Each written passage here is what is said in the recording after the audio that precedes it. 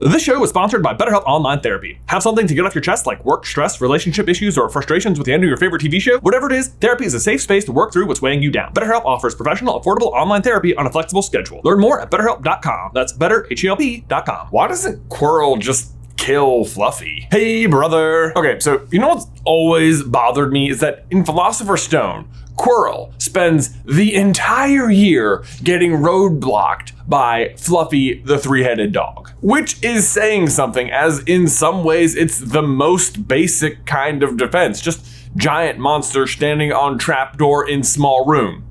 What are you gonna do? When, like, the other challenges, like the Devil's Snare, seem far more challenging. I mean, it's not that hard if you know how to make fire, right? But like the keys, I'm always kind of impressed that Quirrell manages to complete them. Harry is a star Quidditch player, and it still takes him, Ron, and Hermione working together to catch a key that is already injured, not only making it easier to catch, but also easier to spot. Like, are we to just assume Quirrell is that good on a broom? I mean, I guess he must be. What do you think? The chess, I can give him a pass on. I mean, it's not that hard for me to believe that Voldemort is smart enough to defeat the board, and the troll is, of course, Quirrell's own obstacle. And then the potions task is just a logic puzzle, but similar to the chess, I think Voldemort can figure this out. I mean, don't get me wrong. His logic throughout the rest of the series is woefully off base. Nobody but I is allowed to kill the Potter boy. Like, seriously, even if, 12 of you surround him in the death chamber in the Department of Mysteries, just leave him. I can do it, okay? Or Wormtail, let's say you've already got him tied to a gravestone and injured him with a knife. Just let me do it. I'll finish him off, okay? Third time's the charm. Third time wasn't the charm. But in a closed challenge where there is an obvious solution, yes, I'm sure Voldemort could figure out the potions. I mean, worst case scenario, Quirrell just drinks some poison and dies, and then Voldemort just mists his way into the next room, right? Yes. But then there is Fluffy, the one thing all his cutting and scheming is halted by for an entire year, which is bananas for two reasons. One, because it's basically the same obstacle as the troll, and he has no issue getting around that. But also, Fluffy is a living creature, and therefore subject to the Avada Kedavra curse, right? Like, why doesn't he just kill Fluffy? Today, we find out.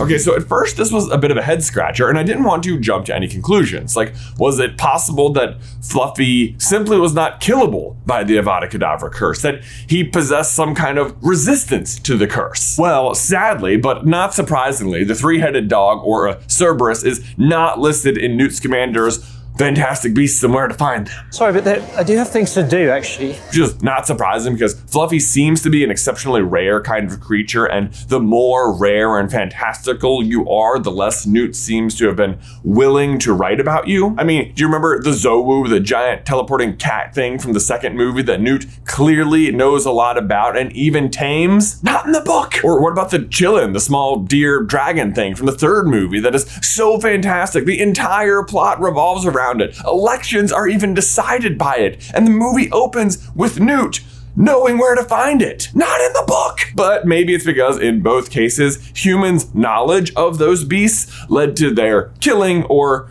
trapping in a circus. I mean, Newt's overall intentions are good. It just seems like almost out of character to abuse his reputation as the world's greatest magic zoologist to actively not educate people about Fantastic Beasts. But whatever, that's not the point. The point is that there is very little information about Fluffy out there for us to go on. All we really know is what Hagrid tells us in Philosopher's Stone, that he got him off a Greek chappie in a pub, and that if you play a little music, he'll fall right to sleep. I shouldn't have said that. I should not have said that. And that's it. So just very, extremely little to go on. But Greek is not nothing to go on, as there is a particular famous giant three-headed dog in Greek mythology, Cerberus. Cerberus guards the entrance to the underworld and devours anyone trying to escape the underworld and stops any living people from entering. Which immediately makes me wonder, did Quirrell even try throwing a tennis ball for Fluffy? Because, it worked for Percy Jackson. All said, though, Cerberus is a pretty fitting inspiration for Fluffy, given that Fluffy's main job is guarding the entrance to the under school, to the Chamber of Secret Obstacles. Like, how many secret basements does this school have? No less than 7. Well, if you play Hogwarts Legacy, turns out a lot. I'll tell you that for free. Honestly, now that I think about it though, why doesn't Voldemort use Quirrell to open the Chamber of Secrets and just use the basilisk to get past Fluffy? Which, by the way, if anyone wants to like submit some artwork of Fluffy fighting the basilisk, like that would be awesome. Just watch out for the laser eyes. But I suppose the reason not to do that would be because a wand would work just as well and would be less work and be less conspicuous. And besides that, the basilisk just has terrible aim, even against a 6-eyed creature. So yeah, never mind. But I digress. I suppose Fluffy does also serve as like a final line of defense for anyone trying to escape the underschool, but we never really get to see that come into play. Harry just passes out and then wakes up in the hospital wing, and I guess Fluffy is just left to hang out in the 3rd floor corridor forever, guarding nothing.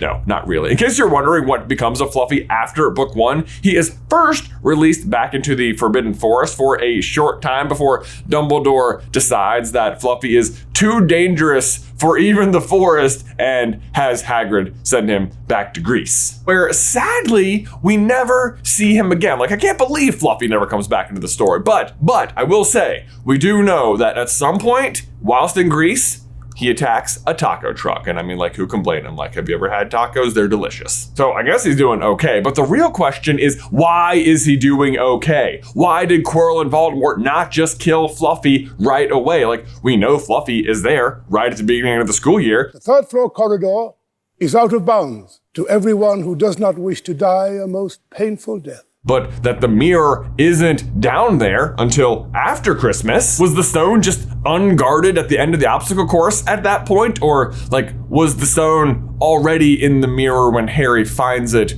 over Christmas? Actually, I do think that's the case, and that Dumbledore deliberately leaves it out over Christmas so Harry, who's, you know, more or less alone in the castle at that point, and who Dumbledore just gave the invisibility cloak to, will find it. But the way Dumbledore talks to Harry over the break makes it sound like he's just then putting the stone in it, so who knows? Maybe if Quirrell had figured out Fluffy before Christmas, he'd have had easier access to the stone. But again, what is there to even figure out? I mean, just Avada Kedavra, boom, dead dog. Well, even just saying dead dog made me feel sad. Like maybe that's the thing. Maybe even Voldemort isn't evil enough to kill a dog. Now, Bellatrix, on the other hand.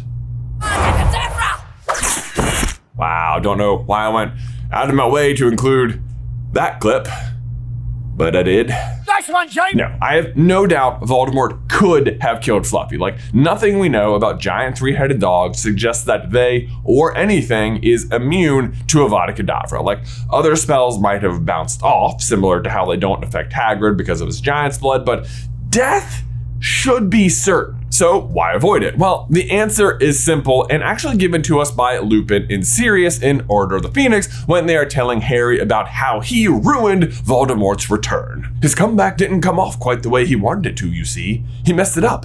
Or rather, you messed it up for him, said Lupin. You weren't supposed to survive, said Sirius. Nobody apart from his Death Eaters was supposed to know he'd come back. But you survived to bear witness. And then the very last person you wanted alerted to his return the moment he got back was Dumbledore, said Lupin. And you made sure Dumbledore knew at once. Basically, Voldemort is just determined to come back in secret and maintain that element of surprise so he can recall the Death Eaters and start building his army with nobody being the wiser. And this is such an important aspect of his intended return that it is the reasoning behind the otherwise bonkers plan in Goblet of Fire to have Barty Crouch Jr. secretly guide Harry to the Portkey at the end of the Triwizard Tournament. Well, that, and he specifically wants Harry's blood, otherwise he could have secretly come back like way sooner by just using almost any other wizard's blood as long as they were, you know, anti-Voldemort, which is pretty much everyone. But there are otherwise seemingly so many other opportunities for Barty Crouch Jr. to abduct Harry and grab his blood. And yet none are nearly as opportune as the maze in the third task, a task designed to take an unknown amount of time and to not be seen by viewers. For some reason. I mean, God forbid anyone should be able to watch this sport. Actually, if you want to see a full breakdown of how the plan was supposed to go that night, you can check out this video right here. The point is, Voldemort needs a way to get around Fluffy without actually causing him any harm, because leaving a giant dead three-headed dog in the middle of the third floor corridor is going to be something of a dead giveaway that someone stole the stone, or at least tried to. He also doesn't know what Dumbledore's bit of protection will be, or if he'll take more than one attempt to steal the stone. But if Fluffy dies on his first attempt, then he's pretty much showing his hand. Like, ideally, he can get in, take the stone, and get out without anyone ever realizing he was down there. But then, of course, the ultimate irony of him stalling so hard on Fluffy in the name of returning covertly is that Dumbledore has basically been waiting on this moment for 10 years and set up the obstacle course as a way to test Harry. I think he sort of wanted to give me a chance. I don't think it was an accident he let me find out how the mirror worked. It's almost like he thought I had the right to face Voldemort if I could. Bravo, Voldemort. You're so stealthy, Dumbledore only barely saw you coming 10 years in advance. Nice. Actually, for that matter, even the centaurs know you're lurking around. Like, how bad are you at hide and seek, dude? Can you think of no one? Plus, on top of all that, at the end of the day, none of the other obstacles even matter because Voldemort is incapable of solving the mirror. It's weird he spends so much time getting stuck on Fluffy, but isn't concerned at all that he'll be able to solve Dumbledore's problem. Hagrid, he is the real brains of this operation. It's our secret, mind you. But what I absolutely love about the Fluffy protection is that Hagrid was expelled because Voldemort framed him for the Chamber of Secrets by revealing the keeping of Aragog, the giant spider, in the school. But now, 49 years later, Hagrid is still around and has another giant beast in the school, this time with permission, and it's the thing stopping Voldemort in his tracks. Unless, of course, you're aware that almost any music at all will put Fluffy to sleep, which even more hilariously, Dumbledore himself gives a hint about at the start of Term Feast that Voldemort is totally present for, unlike my voice in this video. Ah, music, he said, wiping an eye, a magic beyond all we do here. And now, bedtime. Off you trot. This is straight up a hint about how to get past Fluffy, and yet it is also the kind of thing he can freely say right in front of Voldemort and need not worry that he'll ever pick up on it because he is keenly aware it's the kind of thing Voldemort fundamentally doesn't understand or take seriously. That which Voldemort does not value, he takes no trouble to comprehend. Of house elves and children's tales, of love, loyalty, and innocence, Voldemort knows and understands nothing. Nothing. That they all have a power beyond his own, a power beyond the reach of any magic, is a truth he has never grasped. So why can't Voldemort just kill Fluffy and go freely by? Because he has a much bigger plan in mind that involves returning in secret. The issue with that plan is that his current plan is in no way, shape, or form a secret at all to Dumbledore, and Voldemort basically walks right into his trap, which, as a reminder, is beneath the school, in a chamber. A secret chamber, full of secret obstacles. A chamber of secret plurals, if you will. But guys, thanks as always for watching today's video. Don't forget to leave a like on it if you haven't already, and subscribe and click that bell so you don't miss any future Harry Potter action from us. If you would like to see proof that Dumbledore set up the obstacle course just for Harry to try his hand at it, I recommend you checking out our big video, Dumbledore's Big Plan, right over here. It talks about how Dumbledore's pulling the strings on the entire series. But otherwise, until next time, Ben, I will see you in another life.